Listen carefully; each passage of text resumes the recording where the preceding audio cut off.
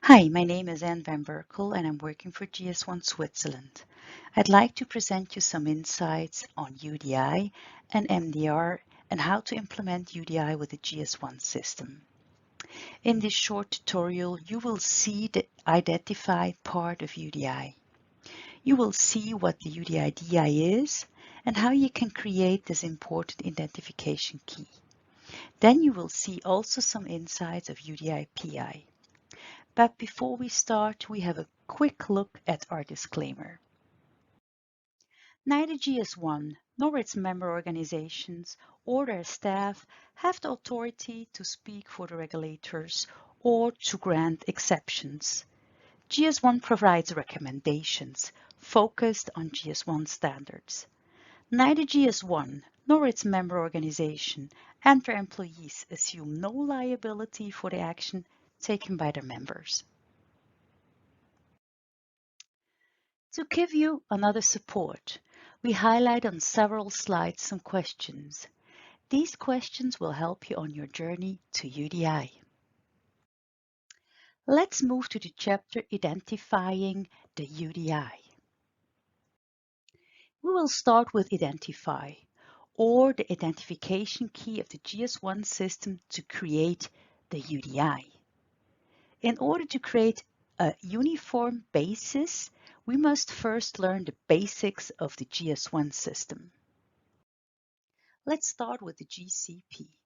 The basis of all identification possibilities is the GCP, Global Company Prefix. Sometimes this is also called GS1 Company Prefix. You receive this number with a membership of GS1 and if you buy a number range. The GCP is between 7 and 11 digits long in Switzerland, and it depends on which number range you have licensed. With this GCP on the slide, 7, 6, 1, 2, 3, 4, 5, you are able to create 100,000 GTINs. This number range is according to GS1 Switzerland and will be used for all examples in this presentation. If your own number range is used up, you can request a new additional one. We offer different number ranges from 10 till 100,000.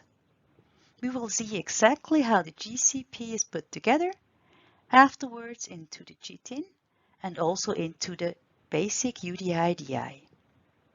We will take a closer look at the most important identification possibilities, the basic UDI-DI.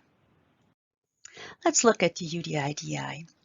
We have heard that in UDI, the UDI-DI as UDI-Device Identifier is called. In the GS1 system, we call this identification key GTIN. The global trade item number is used for the worldwide unique identification of products and services in the open supply chain. The GTIN is 13 digits long and has a numeric character. The GTIN is created from the GCP, the Global Company Prefix. I will explain you now how the UDI-DI is built up. The base of the GTIN is the GCP, like I told. It's the 76 here in purple. This is the GS1 Prefix Switzerland number. The participant number here in orange, 1, 2, 3, 4, 5, will be your company number, and you will get that number if you get a member of GS1 Switzerland. As already with the basic UDI-DI, 3 parts of the UDI-DI cannot be changed. You can neither influence the GS1 prefix or the orange participant number or the red number, the check digit on the end. You as a member can only freely influence the green digits. So here it's marked with 5 O's or with 5 9's.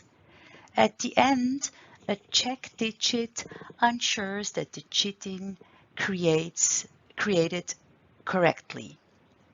You can calculate the check digits on our homepage at www.gs1ch Angebote and then go to the page barcodes. or an online check digit calculator can help you too. Additionally, we have an online tool to organize your GTINs easier, the GTIN registry. With the item reference method, a new UDI-DI is assigned for each hierarchy level. In this sense, the base unit or the unit of use has identification. The two packages also receives a new GTIN, and the box with maybe 5 of those 2 units also has a new GTIN. The next level, the box with example 10 boxes, also receives a GTIN. You can also assign the pallet with its own GTIN. However, the pallet has to be a delivery unit. Basically, every unit who is for sale has its own GTIN. Here you see the information about the GTIN change. If you change, for example, the weight, the number, the language on the label, or you changes are in the certificate, you have to change the GTIN. This is the only way your customer can understand the changes. Also think of all products on the market before and during and after the change. That was the topic UDI-DI. So let's move on to the UDI-PI. The UDI-PI we call within GS1 AIs, Application Identifier. AIs are 2 to 4 digit number preceding a data field. These fields are uniquely defined. With the AIs, we can represent the data elements in the symbols. For example, the 01 is a product who has a UDI-DI GTIN who follows.